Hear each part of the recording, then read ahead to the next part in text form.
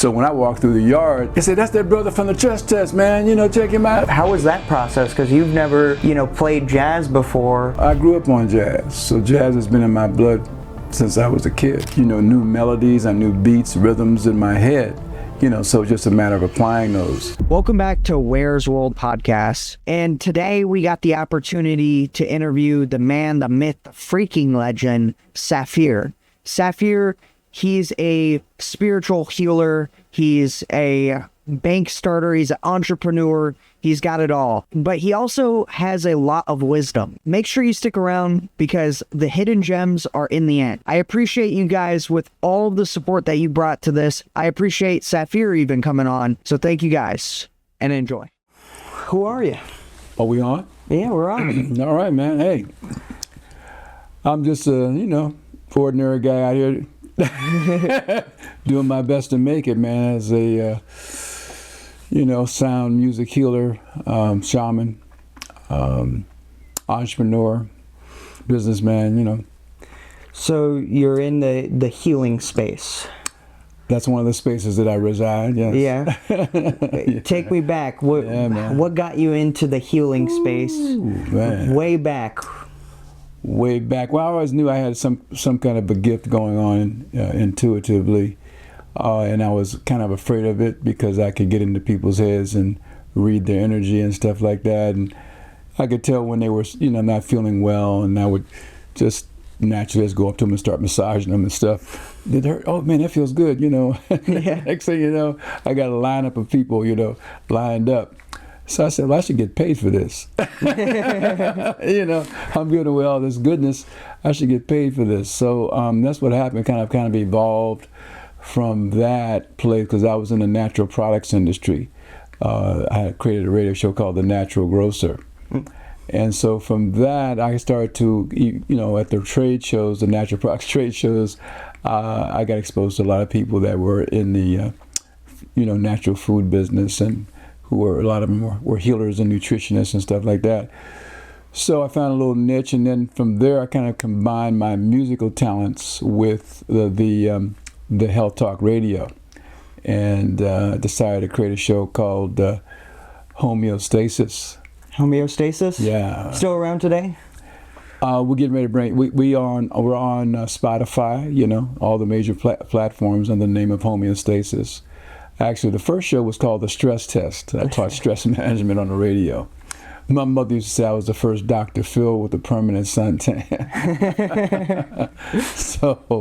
So yeah, it was in Baltimore on public radio, on Morgan State University Radio. That's where I got my start in radio, actually. And what was the behind the name, like Stress Test? Why did you make that the name? Well, a lot of people are stressed out. That is true. Yeah. So stress management at that time it still is a thing right now, because a lot of people are still stressed out. We haven't gotten over it yet. We're still stressing over different things. And so, it's filling a need. I used to go into the prison systems, work with the inmates, do stress management workshops and seminars and things like that. That evolved. It evolved. I did a 3-part series on stress in the prison system, stuff like that.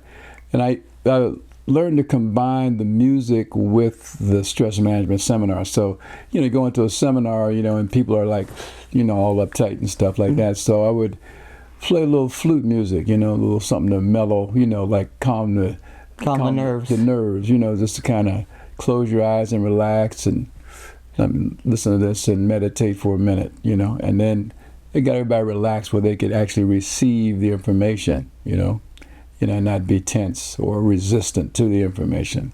So you're in the prison system, right? You're dealing with all different types of people, all different races of people.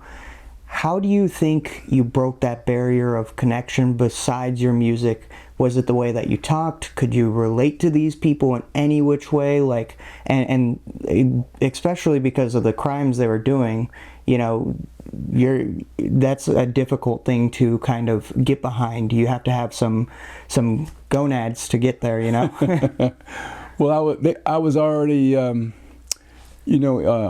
were fans of mine already, actually, before I got into the prison system, because they used to listen to me on the radio. I started this, like I said, 3-part series on stress in the prison system.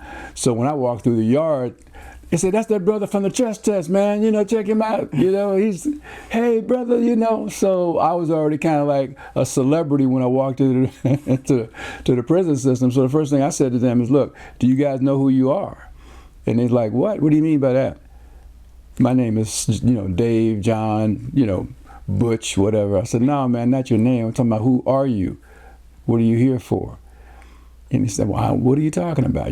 So I said, you're the prodigal sons, man, that the Bible talks about. I said, the son that got the throne was not the son who hung around. Mm-hmm. He's the one who left Dad's house and went out to the world and got his butt whooped. And then came back. Dad said, well, you can take over because you know what's going on out there. You're more qualified.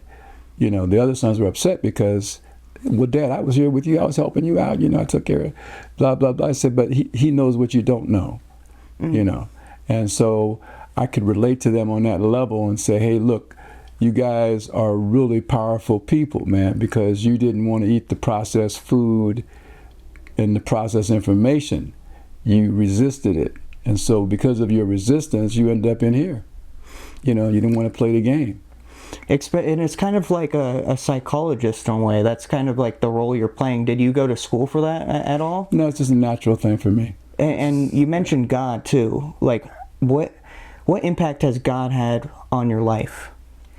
Well, I'm a spiritual guy. I mean, I was in Catholic school for 7 years. Okay. I was an altar boy, so I went through that whole process. So I've studied religions from all over the world, and one thing that I found true about religion is that they all believe the same thing, basically. Believe in a higher power. They just have a different way of getting there, a different belief system in terms of the process. So if you were like in baseball and you had a batting average of 850, you know what I'm saying? If you hit the ball, out of 100 times, you hit it 85 times, you would be like a baseball god, you know what I'm saying? Mm-hmm. You'd be like the god of baseball. Right. The batting average of 850. But yet all these religions agree on 85% of what they preach, and they fight over the 15% that they disagree about. What are some of those common misconceptions that they have in there? Well, Christians are hung up on Jesus, and Muslims are hung up on Muhammad, and but basically the teachers, if you look at their teachings, and Buddhists, they're all saying the same thing, basically. Yeah. Love your brother as yourself. Do good deeds. That kind of thing. So. It's to me, it's a waste of time to be fighting over the 10 or 15% that you disagree about. Let's work on the 85% that we do agree on. Let's focus on that, how we can come together and work together on that from that perspective rather than on the negative. Definitely. Yeah. And I'm the same way when it comes to that. I think that, so I believe the same thing, right? Like people, I think different people are brought up in different ways, so the Muslims are brought up in a different way because clearly they live on a whole different part of the world, and we're on a different part of the world as well. So we're both different, whether it be the weather or how the sun is over there, or just the people in general, like it could be all different sorts of things why they're different. But to take a step back away from religion, when you first picked up your first musical instrument, right? Because you said that you were massaging people first. When was that? Well, actually, my dad was a musician, so I started off as a kid. Okay.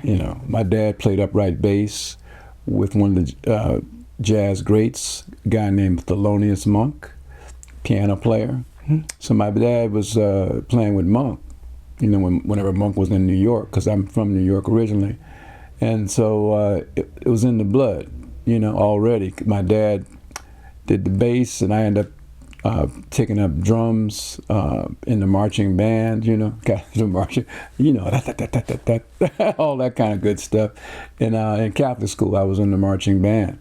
and that's what I was like 8, 9 years old, and then from that it evolved, you know. And then when I was 19, I decided to pick up the flute, start playing the flutes. Started off with recorder flutes, and then C flutes and all different types of flutes. And that was just because of blood right there. You didn't go to school? No, you didn't? No, my dad's self-taught, I'm self-taught. My brother was a guitarist, he self-taught. So we're all self-taught. Self-taught. And a lot of musicians are that way. I guess our buddy Jim Brown, you talked to him, he was telling me that a lot of musicians just improvise. It's just, you're coming up with it on the spot. Yeah, in the moment. Yeah. And that's with my group. I created a group called Spirit Dance, and that's the whole focus of Spirit Dance. People dance blindfolded to tribal music that we create in the moment, you know, in that moment. Blindfolded? They dance blindfolded. How do people? Have you ever done that? No. Yeah. How do you keep people from not getting hurt in a blindfolded space? And how big is the space? It's very interesting. When you take away one sense, you enhance the other senses. You know, that's what happens. So you become more attuned. It's like when Ray Charles in the movie, I don't know if you saw the movie about Ray Charles, it was true where he actually could hear a butterfly and he could see things that other people couldn't see because he was tuned in. All his other senses were heightened, you know.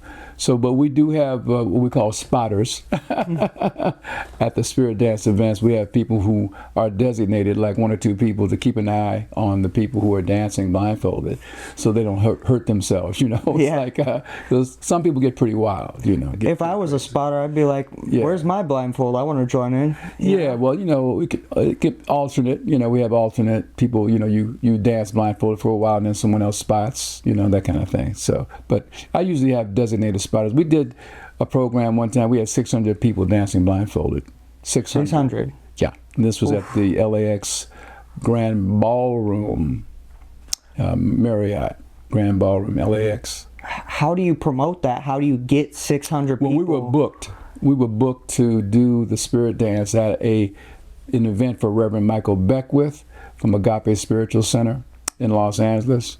And so they booked my group Spirit Dance to perform after the dinner. You know, we did our thing after the dinner. And so they'd already prepared 600 blindfolds for the people and everything. It was interesting. It was right on the table as like a ornament. People didn't even know they were blindfolds, you know. And so we're going to do the Spirit Dance with Saphir now. So everybody get ready. We're going to move the tables out of the way, you know, that kind of a thing. And then I had like 35 spotters that I had picked, you know, to watch the people. We never had any major collisions, you know. We had a few fender benders, I call them. you know. But usually it's a very powerful experience to do that, you know, to dance blindfolded and to get over your fear of darkness or other, you know, different fears that people have. Well, walk me through that when you're performing, you know, to 600 people blindfolded. Is your eyes closed while you're playing the flute, the drums, etc.? Or like, how are you entertaining? I used to have blindfolds when I performed, when I was playing the music. I used to do that, but then it got a little complicated because I have multiple instruments that I'm playing, and you know, I need to be able to see what's going on. Plus, the visual is good for me because the movement helps create different rhythms and melodies in my mind. You know, in Africa, it's called call and response. So the musicians call and the dancers respond. So the connection that takes place between the dancers and the musicians, you know, that becomes synergistic, you know, and very powerful, you know, in connecting. Definitely. The two connecting. Yeah. You know, so like a melody or a beat will bring out something in their movement, and then something in their movement will bring out a melody in me, you know, or a rhythm in me. So it's the movement from them. Okay. It's communication. It's like it's a way of communicating non-verbally. So in like healing, I know I pulled up your channel last night because I was like curious. It's awakening.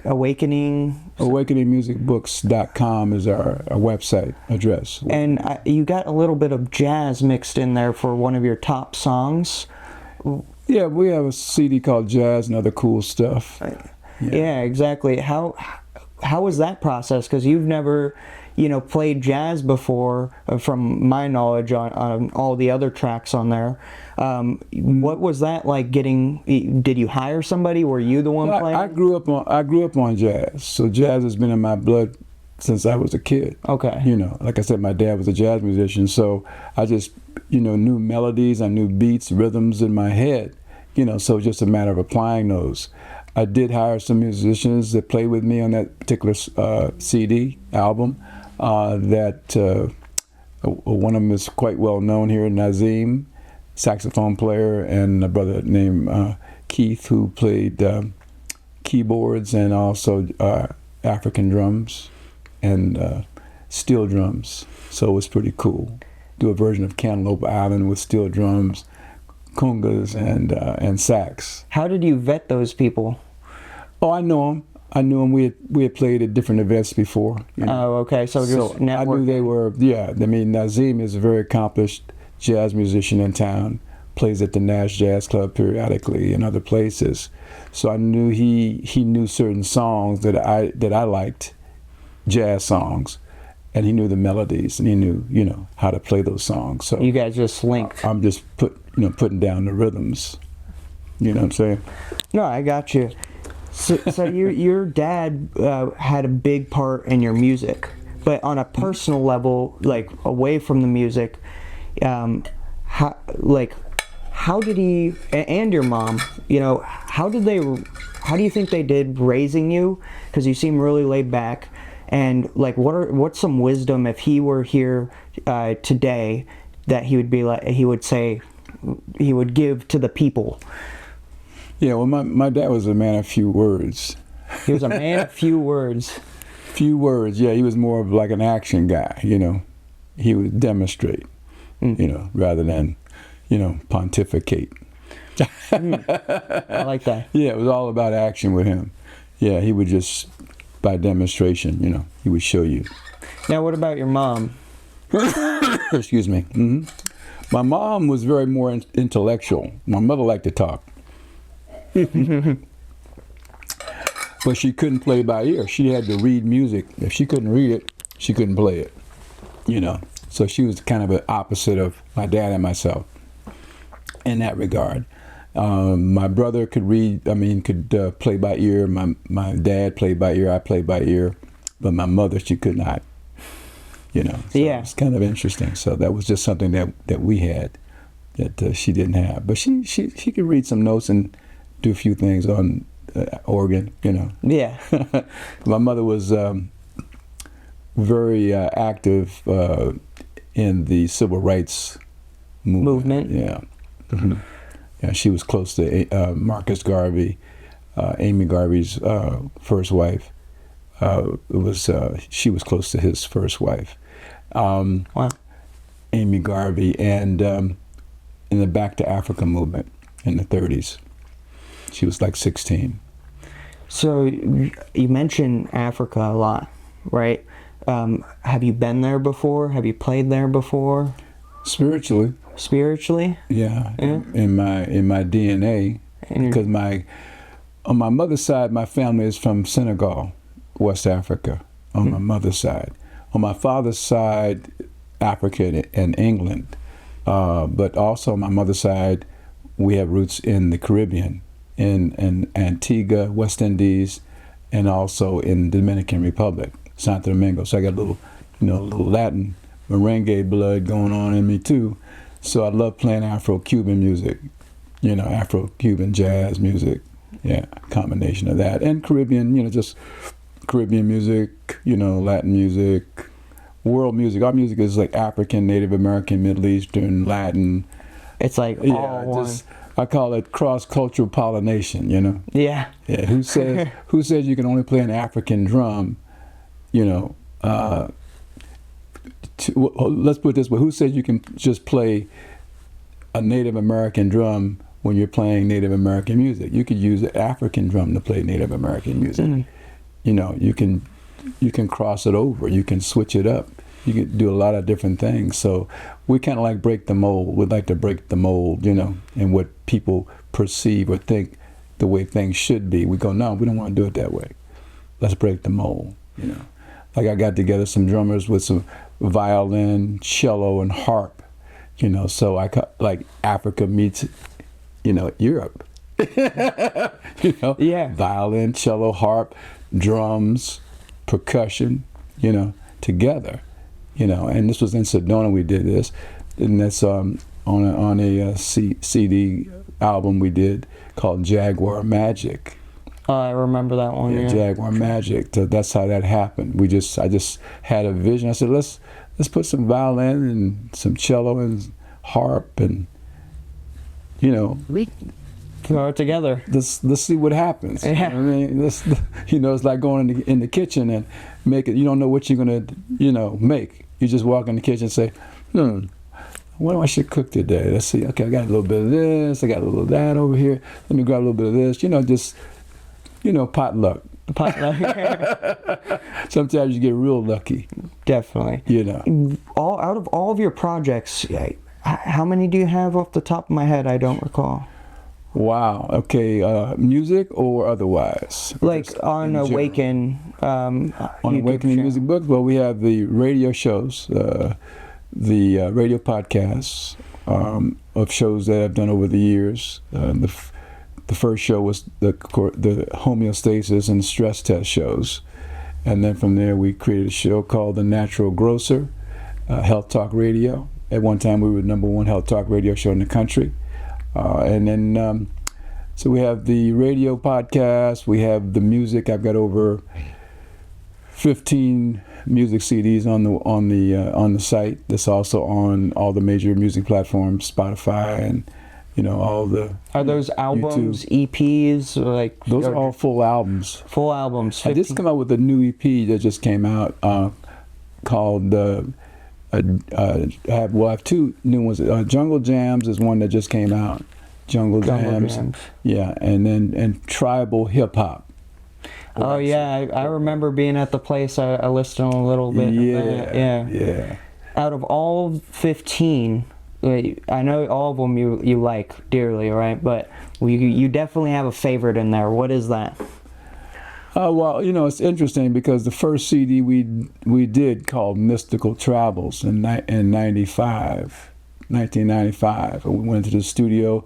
I invited like 20 healers, people that are in the healing arts, and I invited them to come in to the studio. Just outside of the studio, we could see them while we were performing, and they danced blindfolded while we did the music, and I think that's my favorite. Really? The first one? Mystical Travels, yeah. Mystical Travels. Yeah, we do African, Native American, Middle Eastern, Latin. We do a lot of cross-cultural pollination, I call it. How do you record that? Yeah, well, there was a studio like this, and then outside the studio, there was a dance area. There was an area where people could move. Okay. We could see them, my partner and I, just the two of us. We could see that people dancing blindfolded while we were creating the music. Oh, wow. We had eye contact with them while we were performing the music, which is really powerful. So you can kind of get that feeling it's not contrived. And all of my music is pretty much like that. It's all about the feeling and what's going on. That's why we always like to have people involved dancing blindfolded when we record this music, because of that basic connection between the dancers and the musicians, as I called before, call and response in Africa. It's referred to as call and response. So it's like you call a person's name, hey Joe, and they say, hey, what's going on, Saphir? Yeah. That kind of thing. So it's a back and forth kind of a thing. So the dancers and the musicians are communicating back and forth, and that's the beautiful part about it. And we had, I think we had one break. We ended up with about 2 hours and almost 3 hours worth of music. Yeah, because it just kept flowing. It kept going and it was just nonstop. You go from one country to the next. 1 minute you're in the Middle East, next minute you're in Cuba. It just depends on where the spirit takes you. And That's you've probably got this before, where it's because I'll be honest. The first time our buddy Bert, he told me, he's like, yeah, Saphir, he does healing music. I'm like, healing music? You know, you probably have heard that where it's people will get. How do people really get over that? Where it's like, okay, this is the healing music, and I actually can vibe with it now. Is it them just listening? Do they actually have to go to a place and like listen to you live? Well, they can get it from the albums, you know, that we've created already. Okay. But the first thing is that you have to get out of your head, you know, and get out of the labels, you know. What we want to do is connect to a person's spirit, you know, and that's the whole thing. And when a lot of the music today is they overthink it. There's too much contrivance, you know, it's too much contrived music. It's intellectual, you know. Ours is spiritual. So it's like Michael Jordan, the best example where I could give, or let's say Steph Curry, who shoots the 3-point shot. If he thought about shooting it, he'd miss it. That makes sense. He just throws it up. He just throws it up, yeah. And he trusts the spirit, that the spirit will guide it into the basket, you know what I'm saying? And that's the same thing it is with our music. We just throw it up. Now, do you have any... The spirit guided. Definitely. Spirit guided. Get out of the way. You have to get out of your head. You have to get out of your own way. You got to stop tripping over your own feet. You know? I got you. And people judge themselves. Because after I listened to it, I was like, wow, okay, this makes a little more sense. And but people did you judge themselves. You know, people judge what they're playing. So if you judge it, then you're going to mess it up. You think about it, you know, and then you say, oh, I messed that up. Well, you did, because you said you messed it up. You know? It's like when we first did this Mystical Travel CD, my partner Danny, he was like, man, we got to go in the studio, we got to tweak this, we got to do that. And I said, no, man, just go home and listen to it. You know, spend a week with it, you know. And he came back and said, yeah, you're right. It's perfect. That's very important, where you take a step, even in video recording, video production. I realized this from when I first started. I would just like record something, and then I'd be like, okay, this is where, this is it, right? But no, you got to take a step back. Give it 2-3 days. You know, watch it back. Was the lighting correct? Could you reshoot your script? You know, so I think it's very important for a lot of things where you kind of have to take a step back and go back with a fresh mind. Yeah, the best radio shows I did were the ones I never prepared for. Yeah. Just in the moment, man. In the moment. Let's have some fun. What are we going to talk about today, folks? Oh, I don't know. Let's see. I had an interesting drive over here. This guy cut in front of me, you know. And, you know, we're just talking. Just having a conversation, you know what I'm saying? And that's the impromptu-ness, and that's the way the music is. It's in the moments. It's spontaneous. I call it spontaneous improvisation. Spontaneous improvisation. Yeah. Did you make that up? I like that. That was going to be the name of the first CD. Was going to be called Spontaneous Improvisation. And I decided to call it Mystical Travels instead. Maybe a few travel. You know, Mystical Travels instead of that. But yeah, that's what it is. Spontaneous improvisation in the moment. You know, you're not thinking about what you're going to play. You just play it. Let it come out. And you definitely Get out of the way. Exactly. And you definitely have like a lot of wisdom. May I ask, how old are you? Do I have to tell you, man? I'm going to have to send Cousin Vinny to take care of you if I tell you my age, man. I'm a young guy, you know. You're a young guy. Yeah, you know, I graduated from high school in 65. Let's just put it that way. Okay. He's 50. 1965, I graduated from high school. So you can figure it out.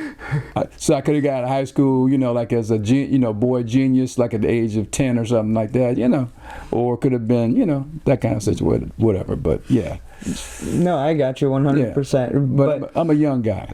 You're a young guy. I like it. You look young. Well, thank you. And I think that has to deal a lot with all of your things together. I go a few rounds with Ali, you know. With Ali in the ring. I'll be running. If he's trying to catch me. I interviewed him, by the way. Oh, you did? A couple of times, Muhammad Ali. What was that like? Incredible. Incredible? Beautiful. Well, it was funny because it was in Chicago at the time, man, and there was a bunch of reporters around, and I was in the mix, with the microphone and all. And man, I was like, had connection with Ali, it was like cool connection. Him and I were vibing, and so I was excited. I was young and I was excited, and I had a tape recorder. Those days it wasn't digital; it was a tape, cassette tape recorder. Yeah. And so I went to play it back, and on the tape player, and I had noticed that I had the pause button on the whole time. That I thought I was recording. So I said, "Oh my God!" I'm devastated, right? So I said, "Oh, what am I going to do?"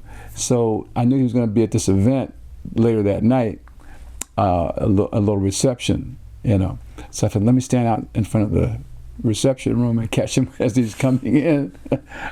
I said, "Brother Muhammad, hey brother." He said, "Hey brother, how you doing?" I said, "I'm doing pretty good, brother, but I had a little problem earlier today, man. Can you help me out?" He said, "What happened, brother?" I said, "Man, I had the pause button on the whole time that I was doing that interview." He said, "Man, don't worry about it. You can interview me right now."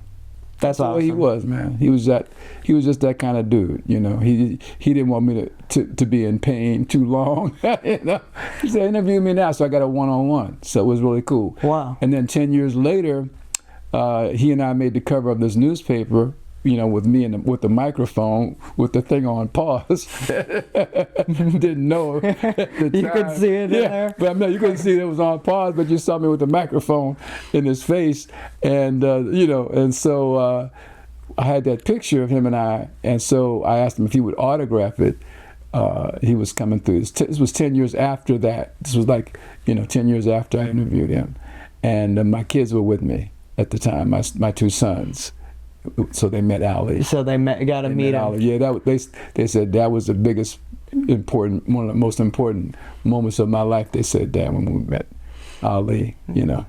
What was you said that you connected with him? How when you and you can read people? So being able to read him, what was it like? Could you tell? Okay, this guy, I could tell. He was built to be a fighter. He was a real deal. He was the real deal. Because spiritually, he was connected to spirit. He had a self-confidence. He and I were mirrors of each other in the sense because he approached boxing the same way I approach music, in the moment. Spontaneous improvisation, and that's what he did. Rope-a-dope, all that stuff that he created that no one had ever done before. There's so many boxers that have copied stuff from Ali that he just did out of nature, out of his own consciousness, and to be free. Yeah, to like Steph Curry, to be free. People look at Steph Curry like they can't duplicate what Steph Curry does because it's coming from a spiritual place. It's coming from a place of total self-confidence and freedom to be himself. He don't care what people think about him. Ali didn't care what people thought about him. I don't care what people think about my music. They like it or they don't like it, You can always change the channel, right? Exactly. If you don't want to watch Ali, you just turn the channel to somebody else. So I don't worry about that. I think that if I'm authentic, if I'm coming across in an authentic way, people are going to pick that up. People are going to gravitate to that because everyone really wants to be authentic. I think at the end of the day, everyone wants to be authentic. But it's our judgments about ourselves and others that prevents us from being authentic. And social media glorifies that. Yeah, we allow ourselves to be beat up, and we worry about what other people think about us. But why? What would be the reason? I mean, are they paying your rent? No. Are they taking care of you in any kind of way, shape, or form? No. Do you think it's because it's tribal in us? Well, we've been told that we're not perfect. We've been told, someone told you that you were a piece of crap, and you believed them. So you've been playing a starring role in someone else's movie or someone else's perception of you, and so everyone's entitled to their own opinion, right? Everybody is. Yeah. So, I always tell, look, people say to me, "Man, you crazy." I say, "Okay, thanks. I appreciate that." Okay, what's next? Yeah. It doesn't matter what. You're just trying to put you in a box. I respect your right to see me that way. If that's how you see me, Because really, people are just seeing an aspect of themselves. When they're looking at another person, what you like and dislike about another person is what you like and dislike about yourself. Otherwise, you wouldn't even know what you were looking at. How do you recognize it? Because it's an aspect of you. When you did it, you judge yourself when you did it. You know, it's like a woman who has an abortion and she judges herself for having an abortion. Because she reads stuff online. Yeah. Next thing she knows, she's got a picket sign saying abortion is a murder because she judged herself when she did it, you know. And that's what we do. We get caught up in other people's perceptions of who we are and destroy our own self-worth in the process, you know. So currently where you are, you don't care. Anybody says how they try to box you in, you're comfortable. Yeah, man. Everyone's entitled to my opinion or their opinion. You know, everyone's entitled to their opinion. And I used to have people call me on the radio show, man, you guys are crazy, man, get off there. And I say, hey, thanks for the call. You know, appreciate it. Yeah. Have a great day. You know, they just boost you more, right? I respect your right to see us that way or see me that way. I mean, you know, like the old thing back in the day, we say, you know, sticks and stones can break your bones, but names can never hurt you. Exactly. That's true. It's only nothing has any power in and of itself unless you give it power. You have to ascribe power to it. Okay? Otherwise, it has no effect on you. You know, people can say whatever they want. Yeah, you know, Bert called me last night. He was like, man, you got a weird hairline. Hey, you know, hey, Bert, I respect your right to see me that way, okay? If that's how you see me, then fine. I mean, you know, with that and, you know, whatever the fare is to ride the subway in New York, you can get on the train, you know what I'm saying? So it doesn't matter what people say. Right. You know, if they're paying your rent, it might matter to some extent, you know. It might matter, but if they're not paying your rent or doing anything for you, who cares? Yeah, and I guess you could really take that and extrapolate it out more. Like, for example, because I have to be Ware. That's funny because that's my channel name, BWARE.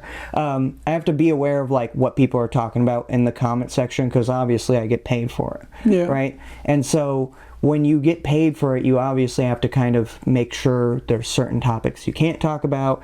Obviously, you can't say certain words, stuff like that. But controversy sells. That is true. Look at Charles Barkley. Come on, man. Who can get away with the stuff that Charles Barkley says on TV sometimes? You know what I'm saying? Exactly. Or the things that Muhammad Ali used to say. And you know, it's crazy that you mentioned that because we see a lot of that right now with I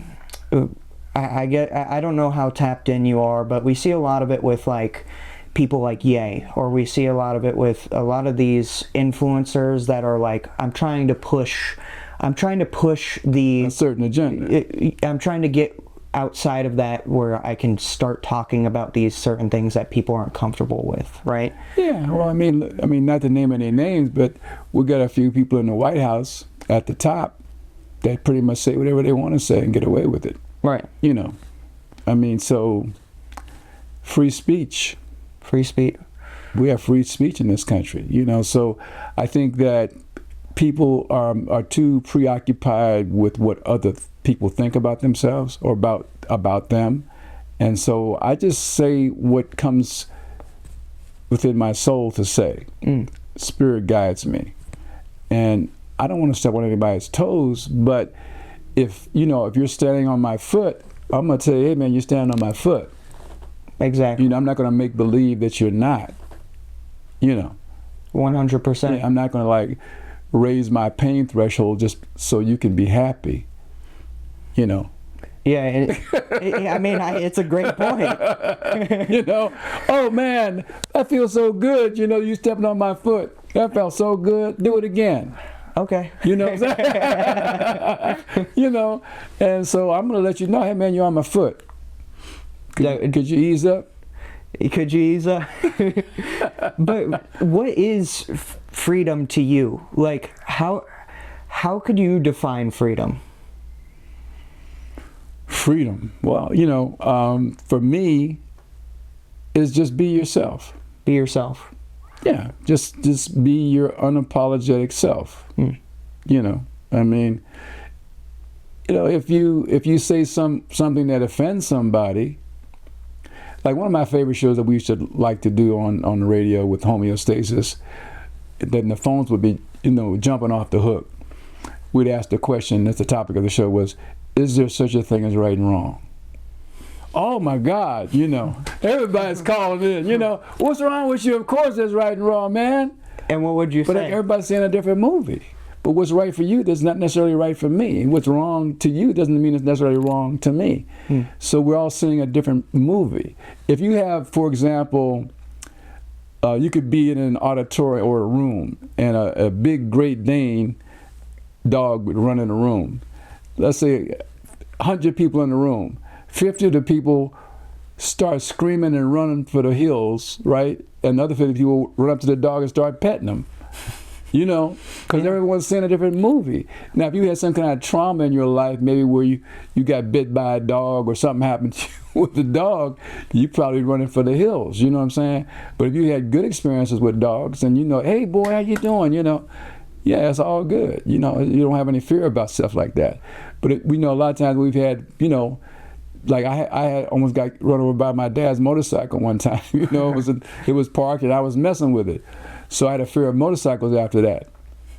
But we have fears, we have to work through those fears. So I had to work through that fear of the motorcycle. I didn't have to, but I did. So my brother, because what happens is, you have kids and they want to do things that your dad wanted to do. Exactly. Or somebody else. So first thing, my son, when he was old enough, he said, hey, I want to get a motorcycle. And you're like, I don't know. I'm like, okay. All right, this is a lesson for me, right? So we get some ATVs and we go up to Sedona and we go riding on the ATVs, me and my son and I. So I could help me get over my own issues about it as well. And I think it's important, especially in social media where people have these oriented algorithms now, where one side's talking about just the right and then one side's talking about just the left, or people are just talking about why XYZ is good and then there's that side where XYZ is bad. Like, they put themselves into these bubbles or boxes, yeah, and they don't want to expand outside of those boxes because they're self-imposed boxes. No. Yeah. Watch this video. I mean, when Marvin Gaye approached Berry Gordy with the idea for the album called What's Going On, Berry Gordy told me he was crazy. That's out of your box, That's different. That's different from what people are used to hearing from you. And so Berry wouldn't get behind it. So we had to go to get other sources, money sources, to back the album What's Going On, and ended up being the biggest seller of all time. Wow. Follow your spirit? I told my sons when they were old enough to understand, I said, here's the deal. You're the master of your destiny, and you create your own reality. Are there any questions? And they said, no, Dad, that makes sense. Okay, we got it. And I said, don't come to me with any excuses. Don't come to you with any excuses. I said, because you know why? Excuses are the tools by which incompetence builds monuments of nothing. Wow. And nothing from nothing leaves what? Cheers. Nothing. So when they would even start to form their lips with an excuse about why they didn't get something done, I'd like, excuse me, what'd you say? I can't hear you. What was that? Oh no, Dad, I was just playing. Yeah. They wouldn't even, that was it. They knew they couldn't come to me with that because you're going to figure out a way to get it done because you are the master of your destiny and you create your own reality. That's it.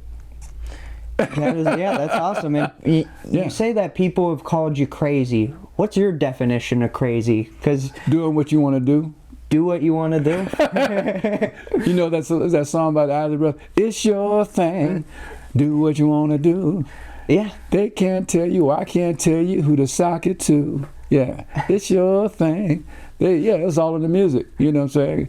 And I mean, as long as you're not, hurting anyone else, or, in a, negative. But as long as you can do what you want to do and not hurt anyone else in the process. I mean, if I say something that hurts somebody or offends somebody, that's on them because they've taken it inside. They've internalized it, A lot of times it's not what you say or what you do is how you say it and how you do it. You know, Wow. really, that's the important piece. I can say something that sounds negative. I can say, you know, you're full of, you know, whatever, and that would be a term of endearment. You know, I had a buddy of mine that was like nonstop talk. Yak, yak, yak, yak, yak, yak, yak, yak, yak. I was like, man, shut the. You fill in the blank. Yeah. You know what I'm saying? You know, I can't. This is on. We're on TV, but I can't say it on TV. But you know what I'm saying? Yeah. Shut the. You know, fill in the blanks. We can just beat that out. You know, and he would get it, and all I would do is say, hey, his name was Dave. I say, hey, Dave, shut the, and he know the rest of it. He would finish Just it be for you. quiet. Just cut it. You're talking too much. You know. Now to bring it back, this has been great. To bring it back a little bit towards your music, Yeah. what are the future plans for the next, let's say, 2 to 3 years for Awakening? Ooh, man, I got a lot of music in the can, man. I created a program called Musical Auras, where I translate people's energy to music, and while they're dancing blindfolded. Transfer That's a one-on-one spirit dance. It's called Musical Auras. musical auras.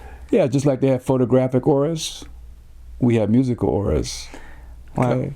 And so it's your own soundtrack, your own personal soundtrack.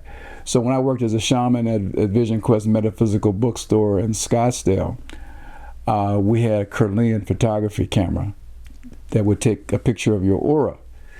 Okay, the aura, your electromagnetic energy field, because we're all electromagnetic. So it which reflects in colors, and the different colors mean different things that's going on within you spiritually and physically. So we would do a before and after. So they would come in, they're going to do a musical aura session with me, but first they would do a photographic aura before they came into the musical aura session with me. So then after they did the musical aura and I translated their energy to music and put it on a CD, they would come back out and take a second aura photograph so they could see the shift in their consciousness, and their auric field would shift from a negative, in most cases, to a very positive colors, you know, and so they could verify the shift. And I said, now that you've verified the shift in your auric field, in your musical aura field, now you can use this music that you created to do that every day. Instead of taking Excedrin, you know, or Bufferin or whatever it is, Tylenol, put on your music and then get back into that space again, reconnect. I never thought of it that way, the aura. Yeah, Because that's like something, part of the slang nowadays with like kids on the internet. It's like, oh, he has good aura, or oh, he has bad aura. And it's like, it's more or less like how good your game is with like girls. Yeah, well, there's no good or bad auras. There's just auras. So we need to stay away from the polarity of good and bad, right and wrong, because everything is based on perception. Like I said, what's good for you may not be good for me, and vice versa. So everyone's seeing, I used to always say, everyone's seeing a different movie. How tall is tall, how short is short. You know, to an elephant, a mouse is gigantic. Right. You know, but a mouse is just a mouse to me. Yeah. Little guy. You know, if he's not careful, I whack him over the head. You know. Step on him. Yeah, I mean, that's all the elephant had to do, but the elephant's scared because he can't see him. You don't know what to do with him. Exactly, You know what I'm saying? yeah. So everything's about perception, you know, and that's the beauty of life. So, you know, I don't get into people's perception. If that's how they see it, okay, that's how you see it. Well, could I get into your perception by asking you, what is your perception on, well, how has perception impacted you throughout your musical career? Well, for me, it's always been about connecting the dots. How do we connect the dots between different people? How do we find common ground? You know, instead of focusing on what we disagree about, can we focus on what we agree about, like I was saying earlier, as far as religion? The four things now that will cause division and conflict in the world, and that's constantly been doing it for thousands of years. So whenever you talk about race, religion, politics, or gender, now gender is the new one, right? Those four things create conflict. Whenever you have a conversation about race, religion, politics, or gender, you're going to have conflict. Conflict. Yes, because everyone's going to have a different view on it, you see. Right. It's going to cause an argument. So how about we just respect everyone's race, religion, politics, and gender? How about we do that? Agree. You know, different strokes for different folks. That's why I got involved with co-ops, because co-ops, cooperative economics, you know, not-for-profit co-ops are neutral in race, religion, and politics and gender. So it's a beautiful thing. So I created a company called Global Village, which is a way for us to recycle our money back to ourselves on purchases that we make every day online and offline through retail merchants. Is that up today? Well, we're in process of getting it up. We'll be up hopefully by the end of this year. The end of this year? Yeah. I'm looking forward to it. And we're coming out with our own cash rewards card called the Prosperity Card. Yeah, and so would pay cash rewards up to 20%. So the whole idea basically is for us to buy and sell from each other under a co-op. So one member, one vote, democratically controlled. We all own it equally. You know, there's no big guy who's in charge of everything. You know, everyone owns it equally. You know? Everybody owns it equally. Yep. So you know, how like a credit union. Oh, okay. Credit so union, it's like a credit union. A credit union okay. is a co-op. Gotcha. No, that is a co-op. People don't know it, but a credit union is the best example of a co-op.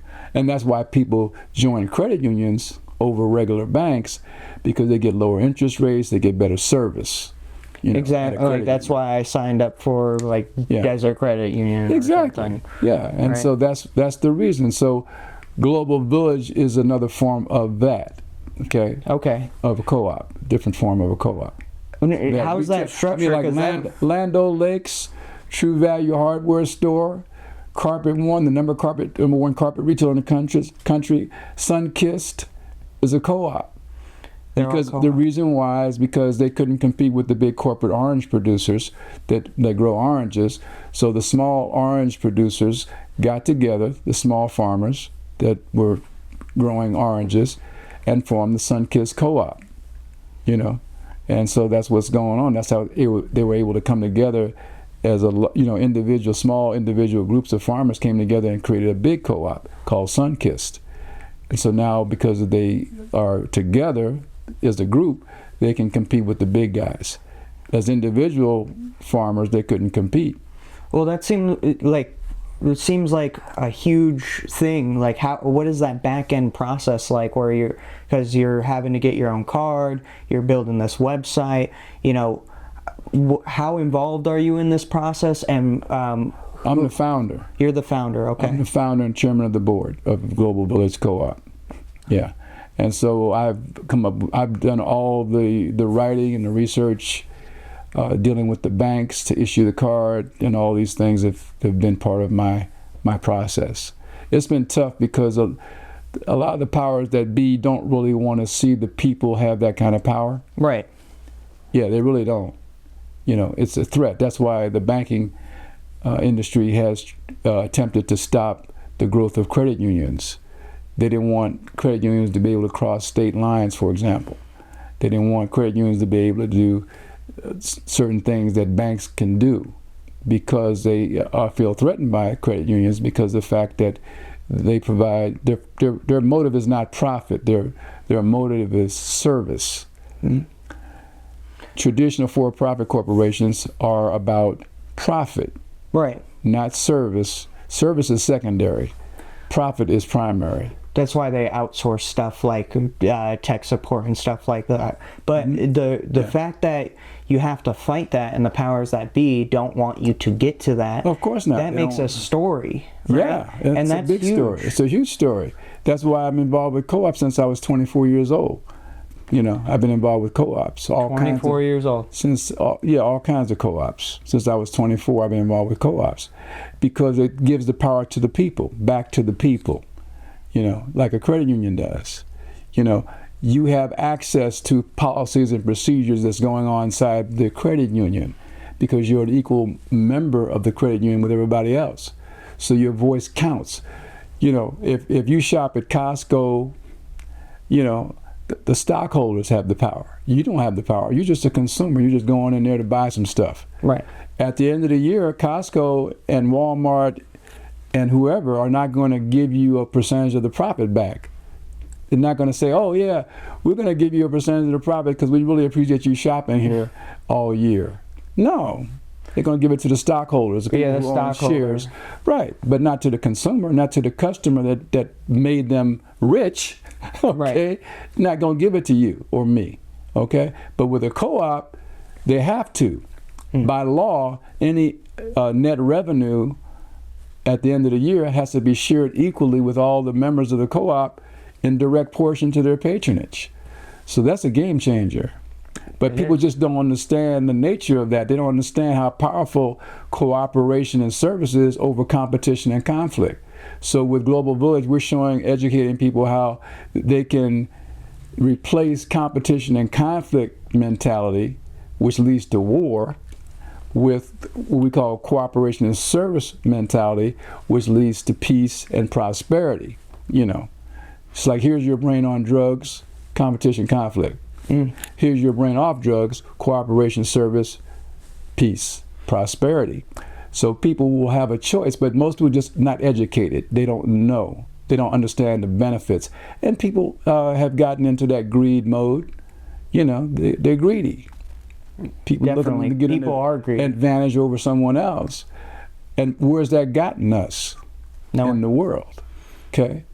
Conflict and war.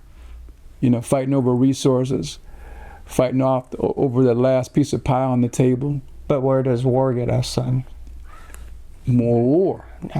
Nowhere. People dying. It's a dead end. Yeah. It's a dead end because destruction, you know, it destroys people.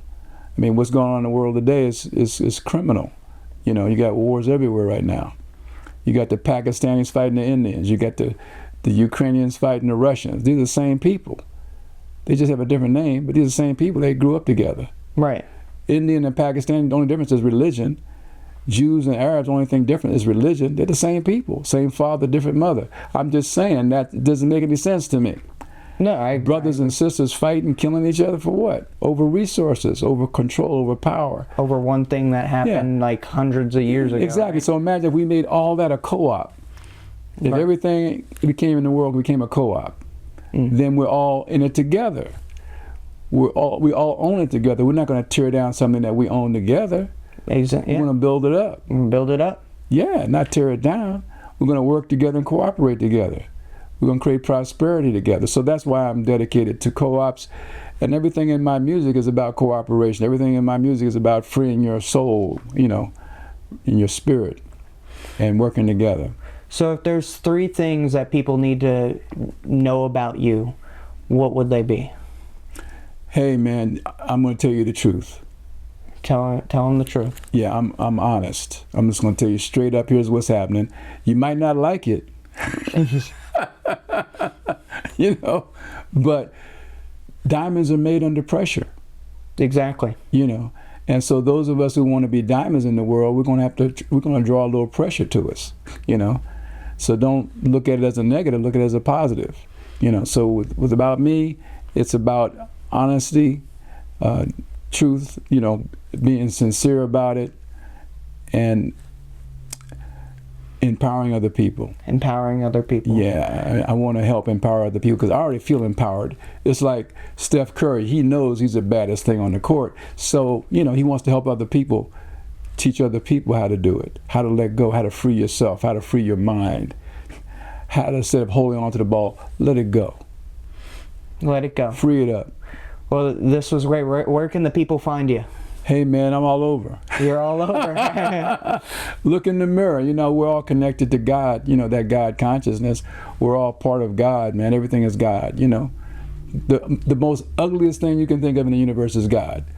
Ugliest thing. The ugliest thing you can think of. Think of the ugliest thing in the universe that you could think of to you. What's the ugliest thing? A rat? Man. A bug? somebody that's It's eating all too God. much. It's all God. That's true. But it's all God. Everything is God. So we have to stop separating ourselves from God. We say a rock is God, a tree is God, an animal is God. But what about us? Aren't we God too? Didn't Jesus say the kingdom of God was where? Within you? So it didn't say it was outside of you, it said it was in you. So we got people who preach that, but they don't live it. You know. So if the kingdom of God is within you, then live it and own it and be it. Definitely. Do it every day. Every day. With no excuses, no games, no BS. You know? Yeah. Let the ball go, man. Let it fly. So Enjoy life. enjoy life. Well, hey, I really appreciate you coming on. My pleasure, brother.